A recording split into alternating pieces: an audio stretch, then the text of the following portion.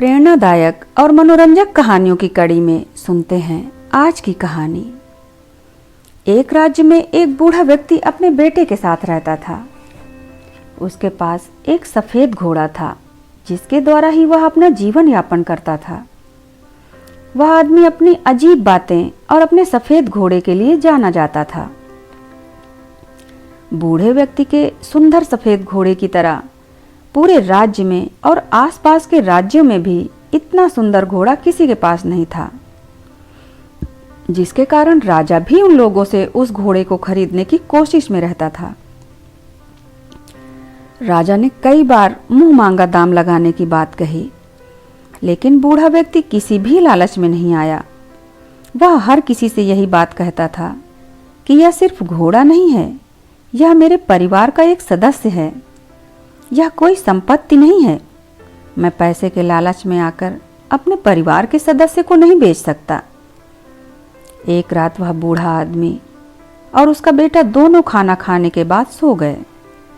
अगली सुबह जब बूढ़ा आदमी अस्तबल में गया तो घोड़ा गायब था। बूढ़े आदमी ने उस घोड़े की बहुत तलाश की, लोगों से भी पूछताछ की, लेकिन उसका घोड़ा कहीं नहीं मिला। उसे लगता था कि उसका घोड़ा किसी ने रात में चोरी कर लिया। कुछ समय बाद यह खबर पूरे राज्य में आग की तरह फैल गई। लोग बातें करने लगे कि हमें पहले से ही पता था कि किसी दिन घोड़ा चोरी हो जाएगा। एक आदमी ने कहा, घोड़े का जाना तुम कैसे बर्दाश्त करोगे? वह घोड़ा ही तुम्हारी कमाई का जरिया था। अगर तुम घोड़े को पहले ही बेच देते तो अच्छी रकम मिल जाती और तुम्हारा बुढ़ापा आराम से गुजर जाता। बूढ़े व्यक्ति ने कहा, जो होना था वह हो गया। सच तो सिर्फ इतना है कि घोड़ा अस्तबल में नहीं है, बाकी जो होगा देखा जाएगा।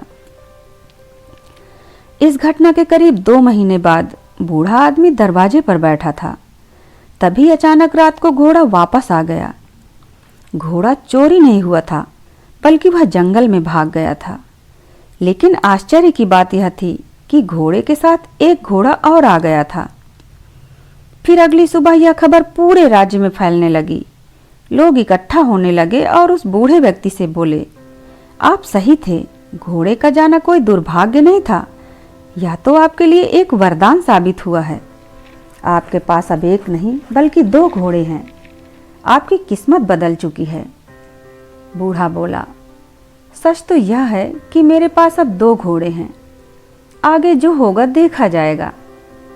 उस बूढ़े व्यक्ति के बेटे ने जंगली घोड़े को वश में करना सीखना शुरू किया, लेकिन वह घोड़े से नीचे गिर गया और उसे काफी चोटें आई। उसके पैर की हड्डियां टूट गई थीं। फिर लोग इकट्ठे हुए और दुखी होकर बोले, तुम्हारे साथ बहुत बुरा हुआ।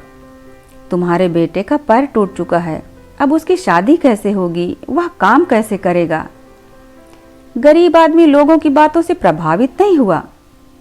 बूढ़े आदमी ने कहा, सच तो यह है कि बेटे ने अपना पैर खो दिया है, मुझे उसकी मदद करनी होगी, लेकिन जो भी होगा देखा जाएगा। कुछ समय बाद राजा के पड़ोसी दुश्मनों ने एक विशाल सेना के साथ राज्य पर हमला कर दिया। राजा को सेना तैयार करने का भी समय नहीं मिला। राजा की सेना अचानक हुए हमले के कारण कमजोर पड़ने लगी, इसलिए राज्य के सभी युवा जबरदस्ती सेना में ले लिए गए। राजा और उसकी प्रजा दुश्मन का सामना कर रहे थे और दूसरी तरफ लोग रोते हुए बूढ़े आदमी के घर जमा होने लगे। लोगों ने उनसे कहा कि तुम्हारे बेटे का पैर टूटा हुआ था, यह तुम्हारे लिए आशीर्वाद साबित हुआ है। उसे युद्ध में नहीं जाना पड़ा, लेकिन हम सभी बहुत परेशान हैं। हमें नहीं पता कि वे युद्ध से वापस आएंगे या नहीं। हम सभी जानते हैं कि आप सुख और दुख में एक से रहते हैं, आप यह कैसे कर लेते हैं?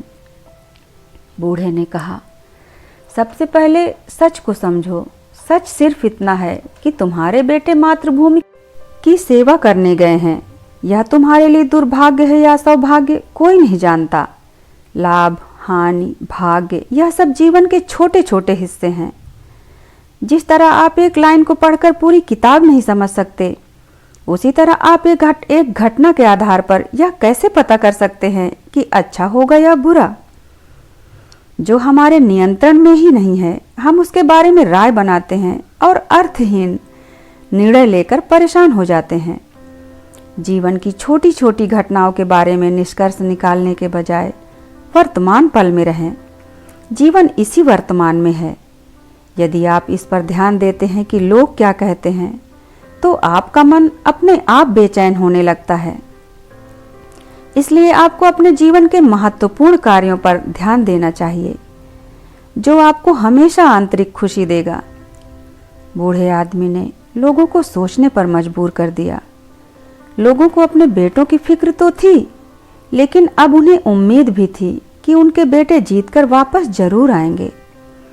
साथ ही उन्होंने यह भी समझ लिया था कि जीवन में हर घटना एक कारण से होती है और अच्छा होगा या बुरा यह समय के साथ बदल सकता है। कुछ दिनों बाद जीत के साथ सभी वापस आ गए, लेकिन काफी सैनिक और नौजवान घायल हो चुके थे। सब लोग उन्हें वापस जीवित देखकर बहुत खुश हुए और अपनों के साथ सुख से रहने लगे। दोस्तों, आप लोगों को इस बात पर ध्यान देने की जरूरत नहीं है कि लोग क्या कहते हैं। सबसे जरूरी है कि वर्तमान में जीना और अपना कर्म करते रहना। जितने लोग हैं उतनी बातें होती रहेंगी और हम इस दुनिया में सभी को खुश नहीं रख सकते। इसीलिए जो आपको सही लग रहा है वही फैसला लें। लोग आज कुछ कहते हैं तो कल कुछ और। लोगों की बातें सुनते रहे तो हम कभी भी आगे नहीं बढ़ पाएंगे और इन्हीं बातों में उलझकर रह जाएंगे। इसलिए हमें लोगों पर नहीं बल्कि अपने काम पर ध्यान देने की जरूरत है।